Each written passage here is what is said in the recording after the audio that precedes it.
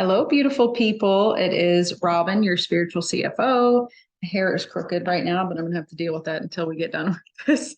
Um, what I want to chat with you about today is manifesting. It's something I'm actually very good at. It's funny, it's 333 here in Eastern time zone, which is where I am. I'm in Florida.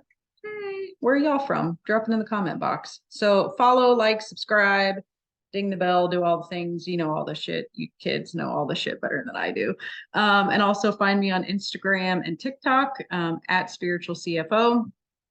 So manifesting, let's talk about this today. We're all actually manifesting all the time, but so often we don't like what we're manifesting. You know, we're constantly manifesting. So one of the things that I realized is that with manifesting, there are kind of some key points that you can keep in mind when you're intentionally trying to draw something into your life. All right, let me just make sure I have my head wrapped around this. So one of the first things is, okay, for example, sometimes it's less about the thing that we're manifesting. Say if you're trying to manifest a job that pays you 100 grand a year, it may not even be about the job that pays you 100 grand a year. It may be because the underlying reason is that you want freedom in your life.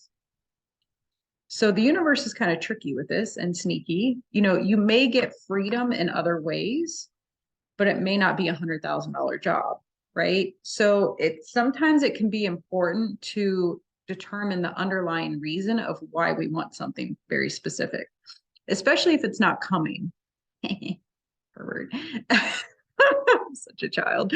So maybe doing some journaling around that, like what do I really want out of this thing, right? So, and as somebody who's been manifesting a relationship for 7 years, universe, not that I'm counting.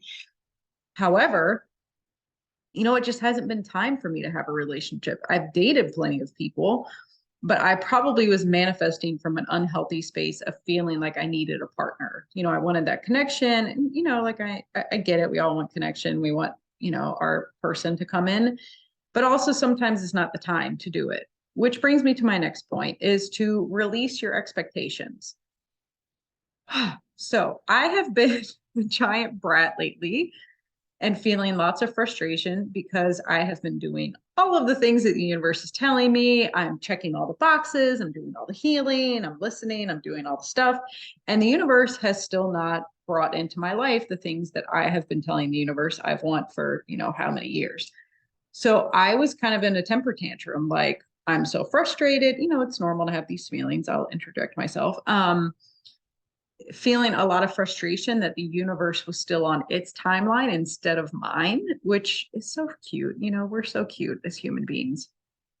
So, as much as you can, try to come at it from that playful space of like, okay, I've told the universe what I've wanted. Now I get to be patient and I get to do the work to get me there. There was something else that just came through. It'll come back. Hold that thought. Okay, so you can use your feelings. Feelings are actually great amplifiers for manifesting that people don't use a lot, and even I get better at using. So when you drop into the thing, right? See, I'm doing it already. If you're just like, oh yeah, I want a partner. Oh, okay, I got the other thing that came through. This is how downloads work for me. They just pop in sometimes, and then I get to remember them. So, oh, squirrel. God bless America. Feelings. Y'all would be interested to see what it looked like up there. Feelings. I could just say, oh yeah, I want a partner. But me really dropping into the feeling of that, like, wow, it would be so supportive to have a partner and we would get to do, X, Y, and Z together. We would get to have hot, sexy, passionate love together, right? All of the things. And I really drop into that feeling in my body. What would it feel like? Because when we're manifesting, the universe is attracting things based on the vibration that we're sending out. So this is what's happening. We're changing our internal frequency here, and the universe is responding. It's just kind of almost simple science, right? In a way. The other great thing that you can do is act as if. So what I have been playing around with, and it makes me feel better. So I kind of play around with, if I hear people talking about their husbands or their partner, I'm like, oh yeah, mine too. And they know that I'm single, so they know that I'm full of shit. But it helps me to be in that vibration of, okay, I know my partner's out there. I know that they're coming in. time doesn't matter, right? Because time is like this thing on the 3D world that kind of fucks us up. There's no time on the other side. So when your angels are like, oh, yeah, you have a partner coming in, it could be 5 years, it could be 5 days, on the other side, and like 5 years here. Who knows? There's no time over there. So enjoy your life, do your thing while you're waiting for the manifestation to come in. There was something else. Let me see. I took some notes, but then they were dropping in some things into my head as well. So let me know if you have any questions about this. Um, yep, I think that's all that I got for you. So I'm going to pull a couple of cards. So we'll do 3 piles. So pick a pile, drop in, pick 1, 2, or 3. All right. So for pile 1, all right. So you get the Fool card. Really allow yourself to be in this kind of playful energy. It's a lot easier to manifest from this space than when we're like, clenched up and like, oh, it has to look this way. I may share a story with you. If I have a few minutes at the end of the 3 card pulls. Okay, so that's pile 1. Pile 2. Ooh, the Emperor. So you actually need some more stability in your life. You're probably flitting around, like doing all the things. So bring a little bit more focus and groundedness to your life, and that's going to help you with the manifesting. Okay, let's see. Pile 3.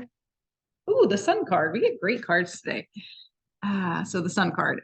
Being outside for you, and actually very specific. You can get downloads from the sun, so like energetic downloads. So don't go out there and like stand and stare at the sun, right? I'm sure you're all intelligent. I don't have to tell you that, but just, disclaimer. So you just, when you're in front of the sun, you're like, okay, sun, activate me with any energy that I need, any downloads, any information, right? Because it's a huge vessel of light that we can really tap into. Okay, so I'm going to tell you the story real quick. I have a few minutes before my next client. A couple of years ago, I'll keep it long story short, I was in the market to have a house built. And I kept having dreams about being on the water. So I live in a very touristy town that it's very expensive to live on the beach. And honestly, I don't even want to live on the beach because it messes up your car, like the salt air and the seawater. Like it just, I don't know if I said that right. It messes up your car. Like it's a pain in the ass to take care of things. You have to worry about hurricanes. Like for me, I'm just like, I'd rather live 10 minutes from the beach. So I kept getting this like, oh, you should be living on the water and get a lot on the water. And I'm like, okay, well, that kind of limits, like what would it be, a lake? Would it be, a retention pond? Because I had a retention pond. Oh, I noticed a theme all of a sudden in my living situations. Anyway, my townhouse had a retention pond behind it, which I really enjoyed. So the old one. So I just kind of kept going through like, well, what does that mean? What is this going to look like? And I had found a builder to build my custom tiny-ish house, but I needed the property and kept having these dreams about being on the water.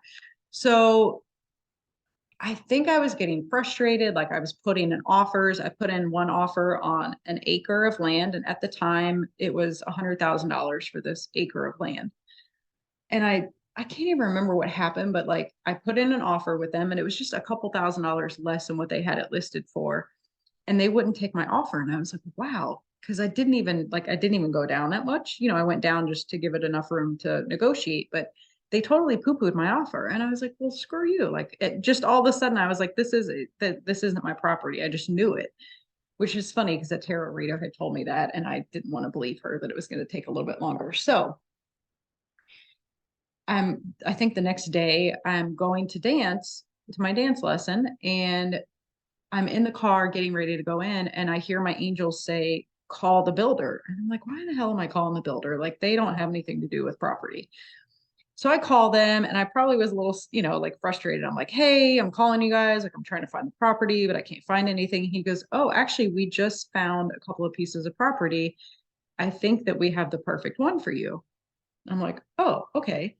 So I go and I look at the property, and y'all, to be honest with you, I was like, nah, it's in an older part of town, wasn't really where I thought I was going to be.